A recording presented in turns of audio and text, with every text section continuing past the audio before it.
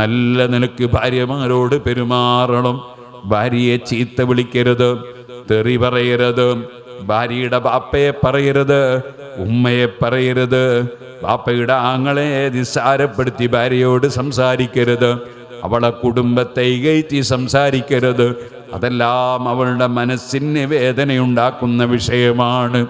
നമ്മുടെ ഭാര്യമാരായി വന്നപ്പോൾ അവർ നമുക്ക് സ്നേഹം നൽകുന്നവരാണ്. നമുക്ക് സന്താനമുണ്ടാകാൻ അവർ നമ്മുടെ കൂടെ ജീവിക്കുന്നു എന്നത് നിമിത്തമാണ്. നമുക്ക് മനസ്സിന് സമാധാനത്തിനും അവർ കാരണമാണ്.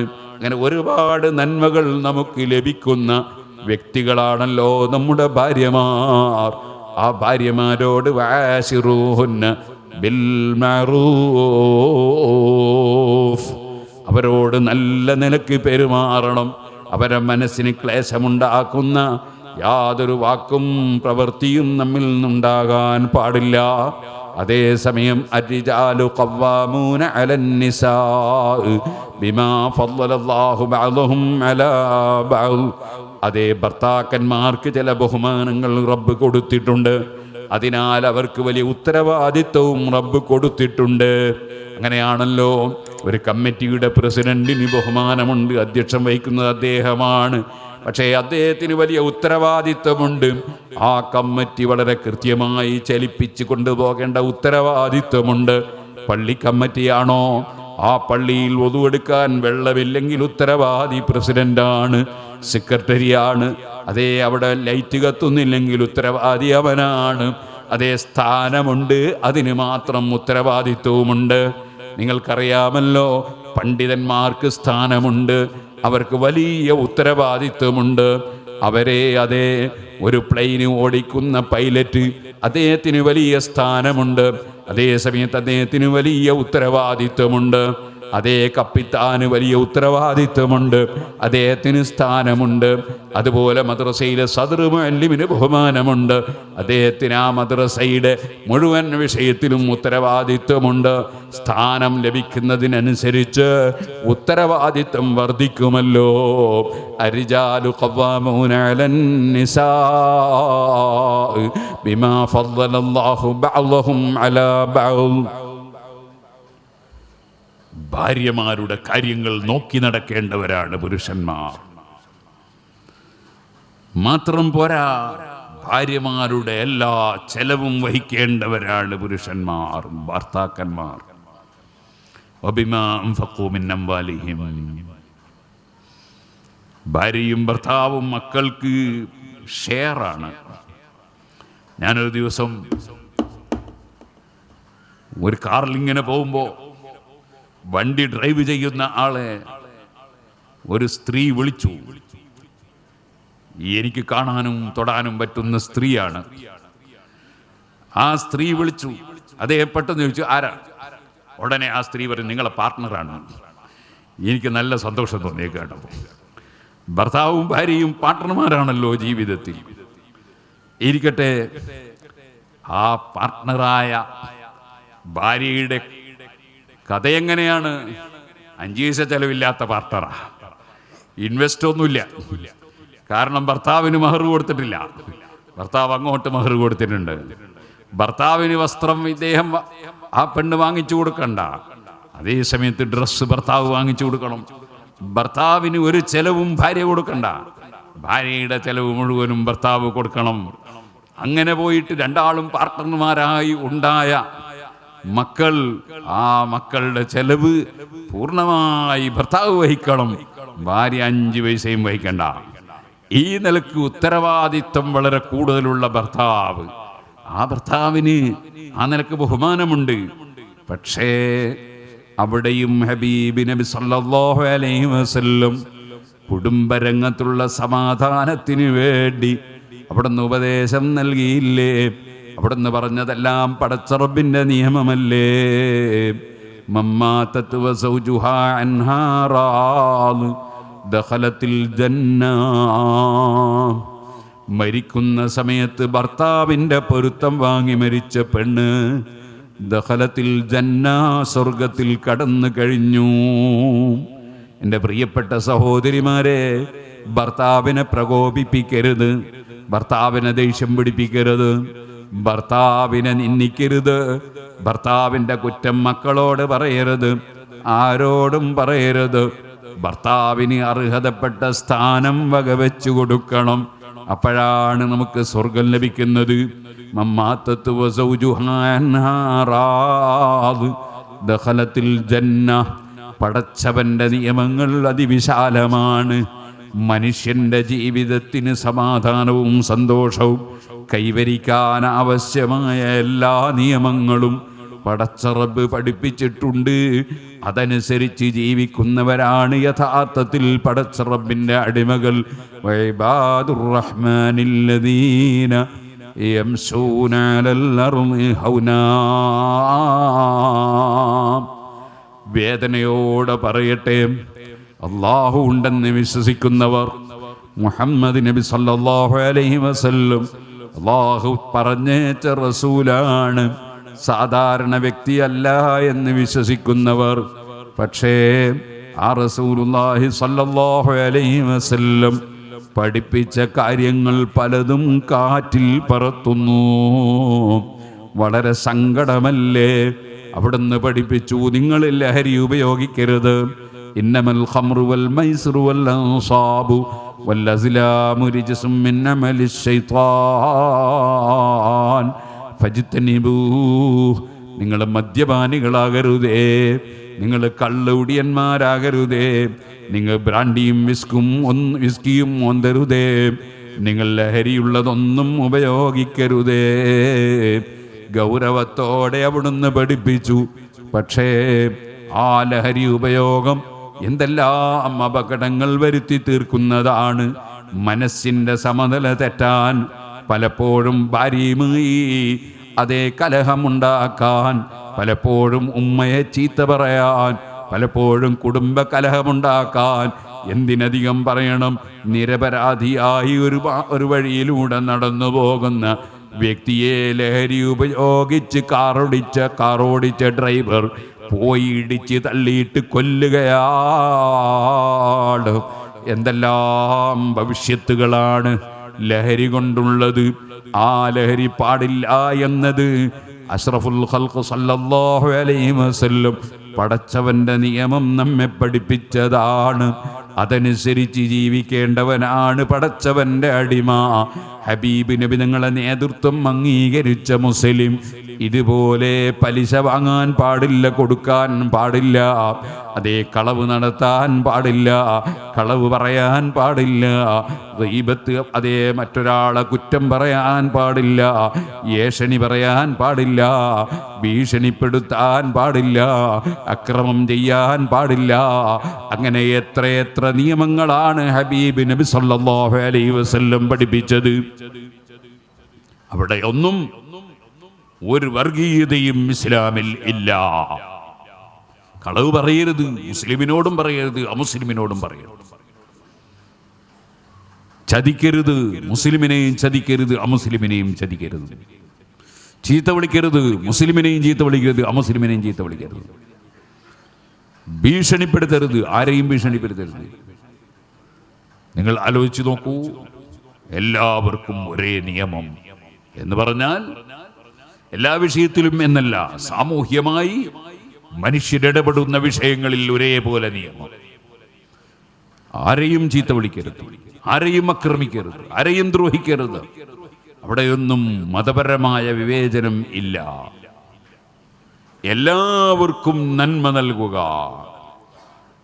എല്ലാവരോടും നല്ല നിലക്ക് പെരുമാറുക, അതല്ലേ ഇസ്ലാം.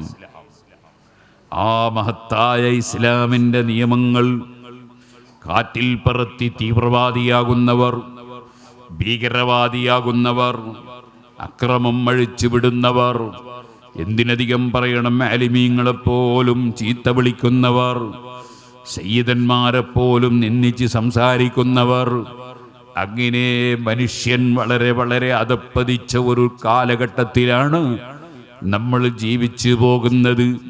സുബ്ഹാനല്ലാഹ്. മറ്റൊരു കാര്യം പറയട്ടെ, വയുഖ്ബദുൽ ഇൽം, ഇൽമ് യുർഫഉൽ ഇൽം, ഇൽമു ഉയർത്തപ്പെടും, ഇൽമു പിടിക്കപ്പെടുമെന്നൊക്കെ ഹദീസിലുണ്ട്. അന്ത്യനാളിൽ അതെങ്ങനെയാണ്? ബിഖബ്ദിൽ ഉലമാ, ആലിമീങ്ങളെ മരിപ്പിച്ചുകൊണ്ട് ഇൽമില്ലാതെയാവുകയാണ്. അങ്ങനെ വരുമ്പോൾ അറിവില്ലാത്തവൻ അറിവുള്ളവനായി ചമയുകയാണ്. അവൻ സ്വന്തം തന്നെ യൂട്യൂബിൽ പ്രസംഗം നടത്തുകയാണ്, അല്ലെങ്കിൽ അവൻ വാട്സപ്പിൽ അതാ പറഞ്ഞു വിടുകയാണ്. പറയുന്നത് ശരിയാണോ തെറ്റാണോ അത്തരം ചിന്തയൊന്നുമില്ല. ജനങ്ങൾക്കിടയിൽ ഞാൻ അറിയപ്പെടണം എന്ന ചിന്തയാണ്. ഞാൻ ജനങ്ങൾക്കിടയിൽ അറിയപ്പെടണം, യൂട്യൂബുകാരോട് ക്യാഷ് കിട്ടണം.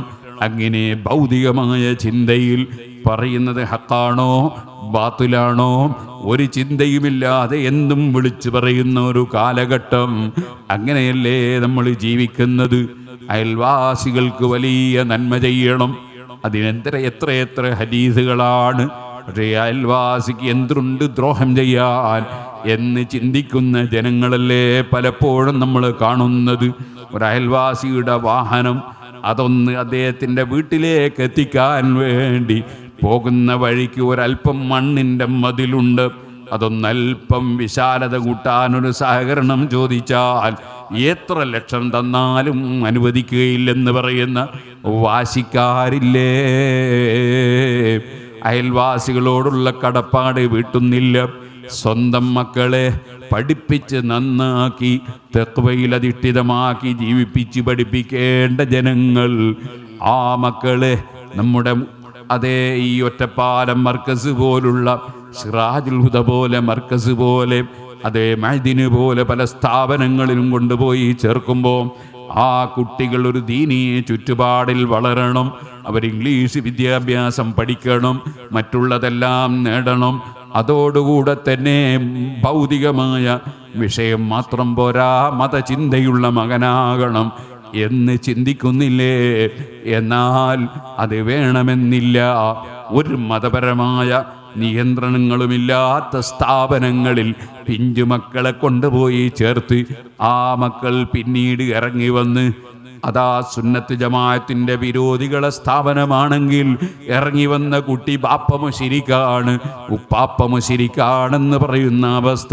ചിലപ്പോൾ നിരീശ്വരവാദികളോ നിർമ്മതവാദികളോ അല്ലാത്തവരോ നടത്തുന്ന സ്ഥാപനങ്ങളിൽ പോയി പഠിച്ചു വരുമ്പോൾ പിന്നെ നിസ്കാരമില്ല, ഉളുവിനെക്കുറിച്ച് ബോധമില്ല, നോമ്പിനെക്കുറിച്ച് ബോധമില്ല.